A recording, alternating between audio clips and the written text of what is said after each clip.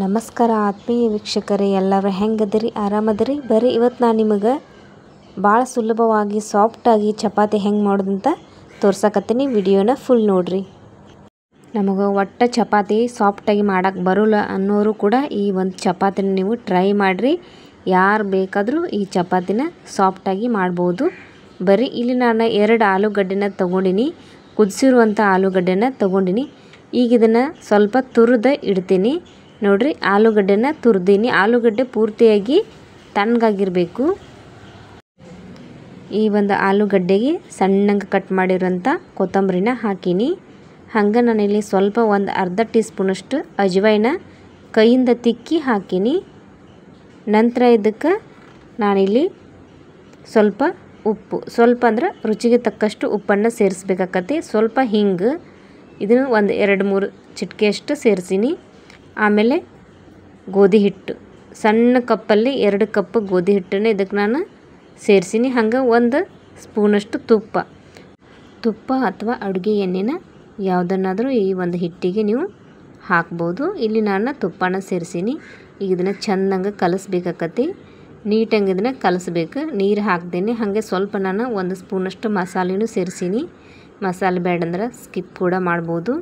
ಬರೀ ಆಲೂಗಡ್ಡೆಯಿಂದ ಈ ಒಂದು ಚಪಾತಿ ಮಾಡ್ಬೋದು ನೀವು. ಭಾಳ ರುಚಿಯಾಗಿರ್ತೈತಿ. ಮಕ್ಕಳು ಇಷ್ಟಪಟ್ಟು ತಿಂತಾರೆ. ಒಂದ್ಸಲ ಹಿಂಗೆ ಮಾಡಿಕೊಡ್ರಿ. ನೋಡಿರಿ, ಈಗ ಚೆಂದಂಗೆ ನೀರು ಹಾಕ್ದೇನೆ ನಾನು ಚೆಂದಂಗೆ ಹಿಟ್ಟನ್ನು ನಾದ್ಕೊಂಡಿನಿ. ಈ ಥರ ಚೆಂದಂಗೆ ಹಿಟ್ಟು ನಾದ್ಕೋಬೇಕು. ಬೆಳಿಗ್ಗೆ ನಾಷ್ಟಕ್ಕೆ, ಮಧ್ಯಾಹ್ನ ಊಟಕ್ಕೂ ಕೂಡ ಈ ಒಂದು ಚಪಾತಿನ ನೀವು ಮಾಡ್ಬೋದು. ಎಲ್ಲರೂ ಇಷ್ಟಪಟ್ಟು ತಿಂತಾರೆ. ಒಂದ್ಸಲ ಟ್ರೈ ಮಾಡಿರಿ. ಇಲ್ಲಿ ನೋಡಿರಿ, ನಾನು ಹಿಟ್ಟು ನಾದೀನಿ. ಇದಕ್ಕೆ ಈಗ ಒಂದು ಸ್ವಲ್ಪ ಅಡುಗೆ ಎಣ್ಣೆನ ಹಾಕಿ ಮುಚ್ಚಿ ಇಡ್ತೀನಿ. ಒಂದು 15-20 ನಿಮಿಷ ಇಷ್ಟ ಮುಚ್ಚಿಡ್ತೀನಿ ರೀ. ಇದನ್ನು ಭಾಳ ತನಕ ನಾನು ಮುಚ್ಚಿಡಂಗಿಲ್ಲ. ಹಂಗೆ ಇಲ್ಲಿ ನಾನು ಹಂಚಿಗೆ ಸ್ವಲ್ಪ ಅಡುಗೆ ಎಣ್ಣೆ ಹಾಕೀನಿ. ಹಂಗೆ ಒಂದು 7-8 ಬೆಳ್ಳುಳ್ಳಿನೂ ಹಾಕೀನಿ. ನಂತರ ಇದಕ್ಕೆ ಒಂದು ದೊಡ್ಡ ಈರುಳ್ಳಿನ ಕಟ್ ಮಾಡಿ ಹಾಕೀನಿ. ಆಮೇಲೆ ಒಂದು 4-5 ಹಸಿಮೆಣಸಿನ್ಕಾಯಿ ಕಟ್ ಮಾಡಿ ಇದ್ರೊಳಗೆ ಹಾಕಿ ಚೆಂದಂಗೆ ಬೇಯಿಸ್ತೀನಿ. ನೋಡಿರಿ, ನಮ್ಮ ರೆಸಿಪಿ ನೋಡಕತ್ತಿರಲ್ಲ, ನಿಮಗೇನಾದರೂ ಇಷ್ಟ ಆದರೆ ದಯವಿಟ್ಟು ನಮ್ಮ ಚಾನಲ್ನ ಸಬ್ಸ್ಕ್ರೈಬ್ ಮಾಡಿ ನೋಡಿರಿ. ಮತ್ತು ನಿಮ್ಮ ಅನಿಸಿಕೆ ಅಭಿಪ್ರಾಯನ ತಿಳಿಸ್ರಿ.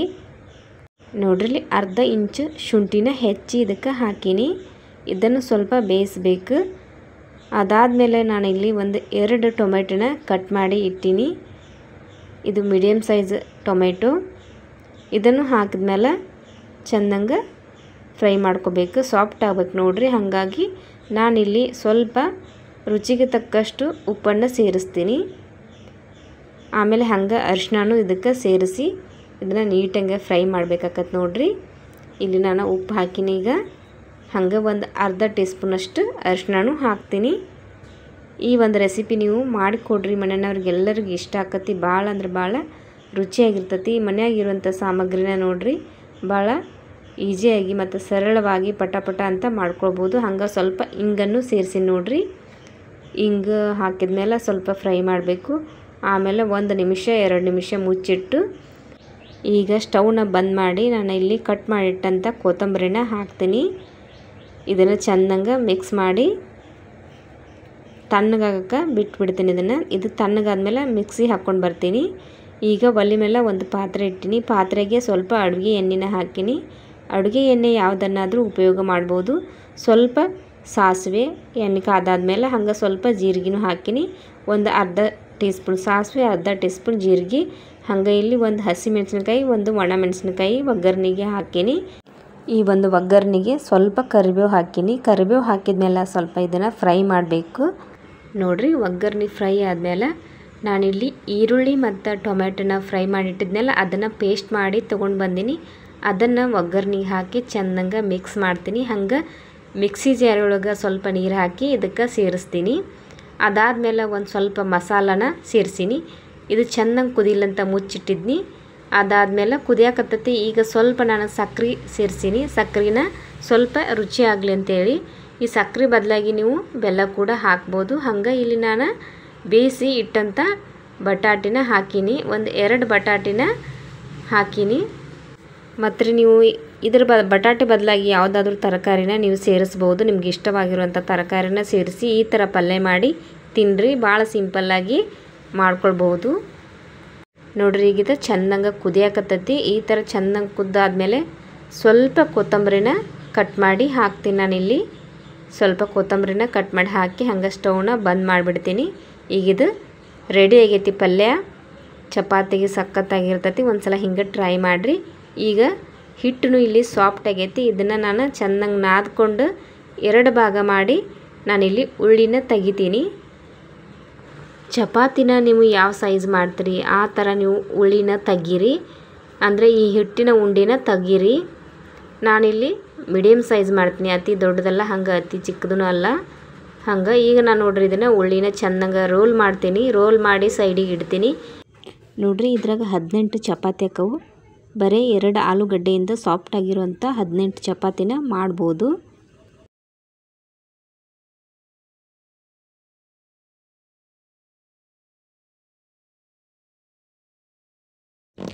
ಈಗ ನೋಡ್ರಿ ಸ್ವಲ್ಪ ಒಣ ಹಿಟ್ಟು ತೊಗೊಂಡು ನಾನಿಲ್ಲಿ ಒಂದು ಉಳ್ಳಿನ ತೊಗೊಂಡು ಲಟ್ಟಿಸ್ತೀನಿ.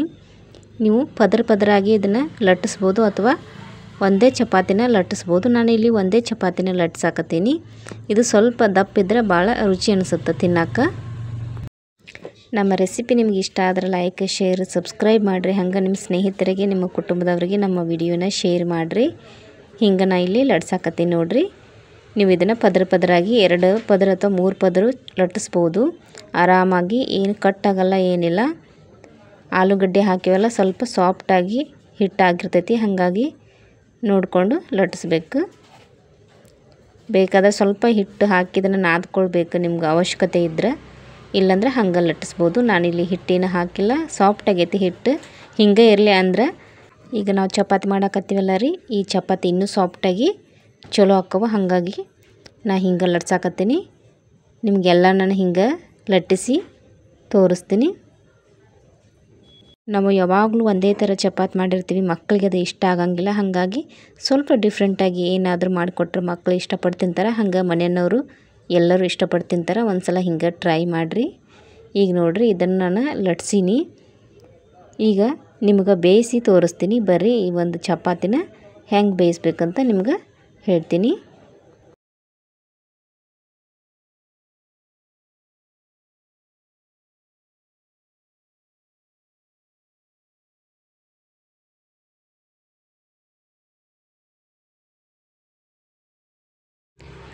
ಸ್ಟವ್ ಮೇಲೆ ಹಂಚಿಟ್ಟಿನಿ. ಹಂಚು ಬಿಸಿ ಆಗೈತಿ. ಅದಕ್ಕೆ ಸ್ವಲ್ಪ ಆಯಿಲ್ ಹಾಕಿ ಈ ಚಪಾತಿನ ತಗೊಳಕತ್ತೀನಿ.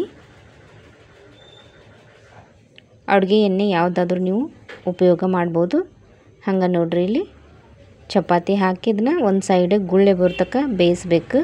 ಉರಿ ಮಾತ್ರ ಜಾಸ್ತಿ ಇರ್ಬೇಕು. ಇದಕ್ಕೆ ಚಪಾತಿ ಮಾಡೋಕೆ ಯಾವಾಗಲೂ ಉರಿ ಜಾಸ್ತಿ ಇರ್ಬೇಕು ನೋಡ್ರಿ. ಇದೊಂದು ಚಪಾತಿ ಮಾಡುವಾಗ ಇದನ್ನು ನೆನ್ಪಿಟ್ಕೊಳ್ಬೇಕಾಕತಿ. ಈಗ ನೋಡ್ರಿ ಈ ಥರ ಗುಳ್ಳಿ ಬಂದಮೇಲೆ ಇದನ್ನು ಹೊಳ್ಳಿಸಾಕಿ ಚೆಂದಂಗೆ ಬೇಯಿಸ್ಬೇಕು. ಸಣ್ಣ ಸಣ್ಣ ಕಪ್ಪದಾಗಿ ಚುಕ್ಕಿ ಬರುವಂಗೆ ಈ ಒಂದು ಚಪಾತಿನ ನಾವು ಬೇಯಿಸ್ಬೇಕು. ಚಪಾತಿ ಬೇಗ ಬೆಂದು ಬರ್ತೈತಿ. ಉರಿ ನಾವು ಸಣ್ಣ ಇಟ್ಟರೆ ಅದು ಚಪಾತಿ ಬಿರ್ಸಾಕತಿ, ಗಟ್ಟಿ ಆದಂಗೆ ಆಕತಿ. ಎಲ್ಲರಿಗೂ ತಿನ್ನೋಕೆ ಇಷ್ಟ ಆಗಂಗಿಲ್ಲ, ಕೆಲವ್ರಿಗೆ ಮಾತ್ರ ಇಷ್ಟ ಆಕತಿ. ಹಾಗಾಗಿ ಹಿಂಗೆ ಸಾಫ್ಟಾಗಿ ಮಾಡಿಕೊಟ್ರೆ ಮಕ್ಕಳಿಗೆ, ದೊಡ್ಡವರು, ಸಣ್ಣವರು ಎಲ್ಲರೂ ತಿನ್ಬೋದು. ಈಗ ಇನ್ನೊಂದು ಸೈಡ್ ತಿರುಗಿಸಿ ಹಾಕತ್ತೀನಿ ನೋಡ್ರಿ. ಈ ಥರ ಕಪ್ ಕಣ್ಣು ಬರಬೇಕು ಇದ್ರ ಮೇಲೆ. ಅಂದ್ರೆ ಚಪಾತಿ ಚೆಂದಂಗೆ ಬೆಂದೈತೆ ಅಂತ ಅರ್ಥ. ಸ್ವಲ್ಪ ತುಪ್ಪ ಅಥವಾ ಎಣ್ಣೆ ಯಾವುದನ್ನಾದರೂ ಹಾಕಿ ಚೆಂದಂಗೆ ಬೇಯಿಸ್ಬೇಕಾಕತಿ. ಮಕ್ಕಳಿಗೆ ಈ ಒಂದು ಚಪಾತಿಗೆ ತುಪ್ಪನ ಸವ್ರು ಕೊಟ್ಟರೆ ಭಾಳ ಇಷ್ಟಪಟ್ಟು ತಿಂತಾರೆ. ಒಂದು ಸಲ ಹಿಂಗೆ ಮಾಡಿ ಕೊಟ್ಟು ನೋಡ್ರಿ. ನೋಡ್ರಿ ಈ ಚಪಾತಿ ಬೆಂದೈತಿ. ಈಗ ಇದನ್ನು ನಾನು ತೆಗಿತೀನಿ. ಎಲ್ಲ ಚಪಾತಿನೂ ಇದೇ ಥರ ನಿಮ್ಗೆ ಬೇಯಿಸಿ ತೋರಿಸ್ತೀನಿ. ಭಾಳ ಅಂದ್ರೆ ಭಾಳ ಸಾಫ್ಟಾಗಿ ಈ ಒಂದು ಚಪಾತಿ ರೆಡಿ ಆಕ್ಕವು. ತೋರಿಸ್ತೀನಿ ನಿಮ್ಗೆ. ನೋಡ್ರಿ ಎಲ್ಲ ಚಪಾತಿನೂ ನಾನಿಲ್ಲಿ ಮಾಡೀನಿ. 18 ಚಪಾತಿ ಆಗ್ಯಾವ. ಆರಾಮಾಗಿ 4 ಜನ ಕೂತ್ಕೊಂಡು ಈ ಒಂದು ಚಪಾತಿನ ಹೊಟ್ಟೆ ತುಂಬುವಂಗೆ ತಿನ್ಬೋದು. ನೀವು ಒಂದು ಸಲ ಹಿಂಗೆ ಟ್ರೈ ಮಾಡಿರಿ. ಮತ್ತು ಈ ಚಪಾತಿ ಹೆಂಗೆ ಅಂತ ಹೇಳಿಡ್ರಿ. ಇದ್ರ ಜೊತೆಗೆ ನಾನು ಭಾಳ ಸಿಂಪಲ್ಲಾಗಿ ಬಟಾಟಿ ಕುರ್ಮಾ ಮಾಡೀನಿ. ಭಾಳ ಅಂದ್ರೆ ಭಾಳ ಸಿಂಪಲ್ಲಾಗಿ. ನಿಮ್ಗೆ ಇಷ್ಟ ಆದರೆ ಹಂಗೆ ಮಾಡ್ಕೊರಿ. ಇಲ್ಲ ಬೇರೆ ಯಾವುದಾದ್ರೂ ನೀವು ಪಲ್ಯ ಮಾಡಿಕೊಂಡು ಈ ಒಂದು ಚಪಾತಿ ಜೊತೆಗೆ ನೀವು ತಿನ್ಬೋದು. ನೋಡ್ರಿ ಎಷ್ಟು ಸಾಫ್ಟ್ ಆಗ್ಯಾವ ಚಪಾತಿ. ಭಾಳ ಅಂದ್ರೆ ಭಾಳ ಸಾಫ್ಟ್ ಆಗ್ಯಾವು. ಮತ್ತು ಇದುವರೆಗೆ ನಮ್ಮ ರೆಸಿಪಿ ನೋಡಿದಿರಲ್ಲ, ನಿಮಗೆ ಏನು ಅನ್ನಿಸ್ತು ಅಂತ ಕಮೆಂಟ್ ಮಾಡಿ ತಿಳಿಸ್ರಿ. ಇದುವರೆಗೆ ನಮ್ಮ ರೆಸಿಪಿ ನೋಡಿದ್ದಕ್ಕಾಗಿ ನಿಮ್ಗೆ ತುಂಬ ಧನ್ಯವಾದಗಳು. ಇನ್ನೊಂದು ರೆಸಿಪಿ ತೊಗೊಂಡು ಬರ್ತೀನಿ.